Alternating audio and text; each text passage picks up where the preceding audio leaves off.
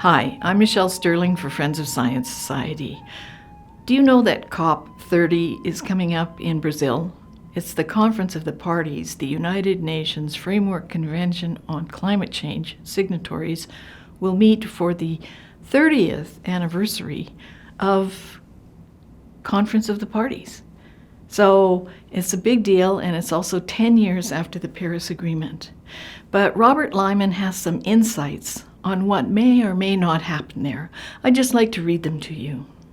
Those whose attention to the important global economic developments is focused on the near revolution occurring in the global trading system and on the increasing risks related to governments' indebtedness may be forgiven if they have not paid close attention to the preparations for COP30, the 30th Conference of the Framework Convention on Climate Change. That gathering will take place in Belém, Brazil, from November 10th to 21, 2025. As is its custom, the United Nations holds a conference in June of each year to prepare for the following COP, Conference of the Parties.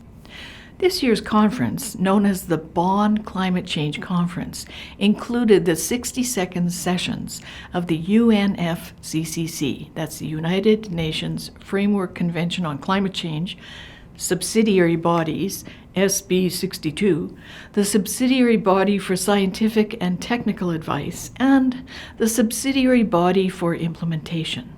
The main goal of this conference was to prepare the way for the November COP by identifying the key issues that need resolution, drafting an agenda, and preparing a negotiating text, including proposed policy declarations that might be the basis for consensus agreement at the heads of state level. While these topics are potentially of global significance, if only for the financial costs they entail, the mainstream media in most Western countries provided virtually no coverage of the Bonn event.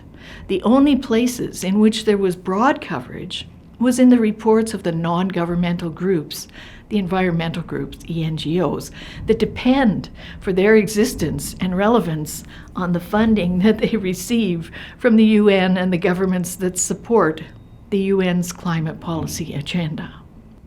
The central issues discussed at the Bonn meeting concerned the nationally determined contributions, or NDCs, of the various members, including how they are to obtain funding for the next tranche of these plans to cover the period from 2026 to 2030. The development of a framework to guide the formulation and funding of a national adaptation plan, a new element, and how to accelerate the efforts to get the developed countries to increase their flows of grants to the developing countries, without which the developing countries will not be willing to incur the expenses of grandiose emissions reduction plans. With the U.S. having announced it will no longer participate in the UN's climate efforts and therefore will not provide the several $100 billion that the developing countries wanted from it, the conference might have been an opportunity for the countries to rethink the feasibility of the ambitious funding goals that were envisioned at COP29. Instead, the developing countries doubled down on their demands for more funds. They also resisted any suggestion that some of the richer developing countries, like China, should also contribute to climate aid. This theme was picked up by a number of non-governmental organizations that proposed ways to improve the efficiency of the COP process.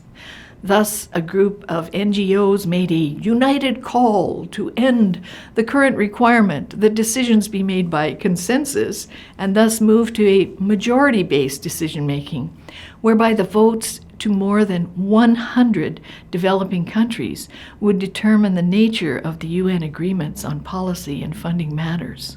They argued as well that the UN should cease its practice of allowing so many of the COP conferences to be hosted by major oil and gas producing countries, i.e. petrostates, that might unduly influence the outcome. The Center for International Environmental Law strongly urged the member states to place much more emphasis on environmental justice, gender justice, and intersectionality. The Centre insisted that the time has come for climate negotiations to be bound by legal obligations rather than shaped by the interests of those who are profiting from the status quo. It demanded a full phase-out of all fossil fuels without loopholes and progress to address the conflicts of interest and finally end the fossil fuel and other producing industries' decades-long grip on climate negotiations. So it will come as no surprise that the Bonn Conference failed in coming up with proposed texts that could serve as the basis for advancing discussions in Brazil. It's difficult to see any circumstances in which COP30 will be a success. For Friends of Science Society, I'm Michelle Sterling.